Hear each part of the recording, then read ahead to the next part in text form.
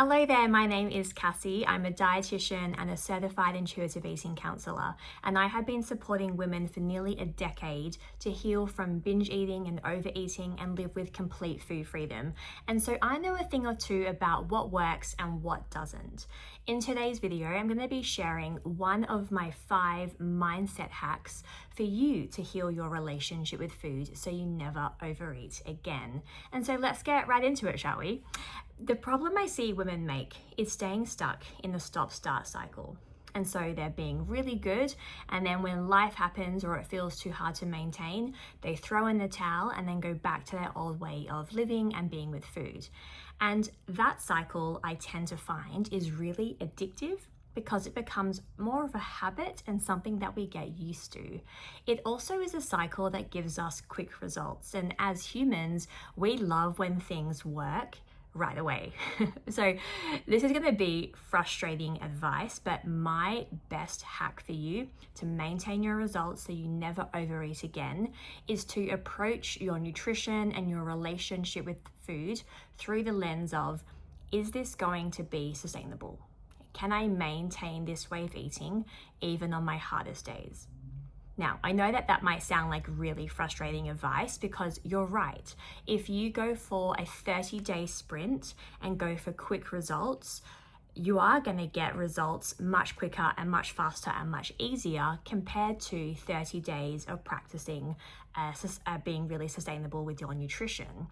But what tends to happen is over time, if we can focus on being sustainable and making small, long-term changes, over time, it actually starts to get easier.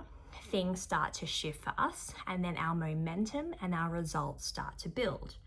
And we need to get over that initial hump and that initial idea that we aren't going to get results overnight or in 30 days, and really commit to the changes that we're going to make for the long term. And that's a choice we have to make when we're looking at our nutrition and our behaviors with food. I know if you really are honest with yourself, you'll probably agree that the stop-start cycle and making these big radical changes to your life isn't helpful and isn't supportive in the long term. And what would actually be more supportive and more helpful is to focus on, well, how can I make this more sustainable? And so we have to make that commitment to ourselves, knowing that we'll be tempted, or we might be seduced by diets or quick results or people sharing their wins online. But deep down, if you want the relationship with food where it becomes no big deal, you can eat what you want and then forget about food, stop trying to chase those 25 pounds that we're always trying to lose, and really practice sustainable habits, you're going to get the results that you want over a long period of time. And the best part about that is that you can then maintain those results. And so my challenge for you, and a bit of an action step you can take, and this is what I really encourage you to do because there's no point consuming this content passively. I really challenge you to be an active consumer and implement what you learn here into your life, like really micro shift changes. But think about, for me, who do you want to be in 12 months from now? Or maybe further, in 2 years, 3 years, 5 years from now? What kind of person do you want to be with food? How would you describe that relationship with food? Think of it like the magic wand analogy. If you could wave a magic wand and have everything that you wanted when it came to food and your relationship with your body, what do you want? What does that look like? So here are some questions for you and things to reflect on, maybe journal about or think about, maybe ponder. Questions like, okay, well, what time do I wake up? This future version of myself in 12 months' time, what time does she go to bed? What does she eat roughly in a day? How many meals? How many snacks? Is she a person that preps her food in advance, or does she just play it by ear day to day and go with the flow? Does she exercise? If so, how often? What does she really enjoy doing? What does she do for fun? What are her hobbies? What really lights her up in life? What's her coffee order? How often does she go out for meals? How is she acting at those meals? Is she present and laughing with her friends, or is she calculating how many calories she's just eaten?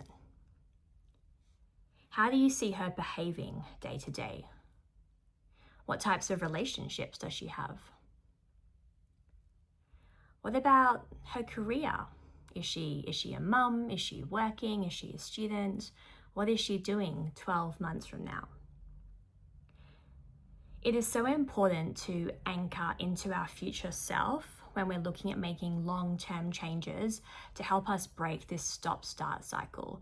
So many of us are focused on the small daily actions and the daily challenges that we often forget that making these really small micro shift changes every day or every week or every month really add up over time. We start to build that cadence, we build that momentum, and then we start to shift who we are around food.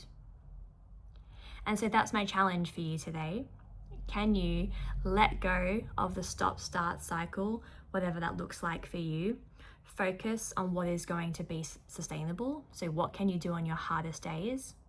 And really anchor into, well, what is my future self doing in 12 months from now?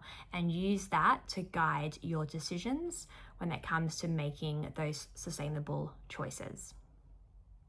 Okay, that is all I have for you today. If you have any thoughts, reflections, or comments, pop them down below. I'd love to hear from you. And if you'd like more support, you can always come and join the Food Freedom Academy. It is my private membership for women who are done with dieting and binge eating and would like a step-by-step roadmap, coaching, community, and support to find food freedom for life. All the details are linked in the description below. Okay, have a lovely day, and I'll see you next time.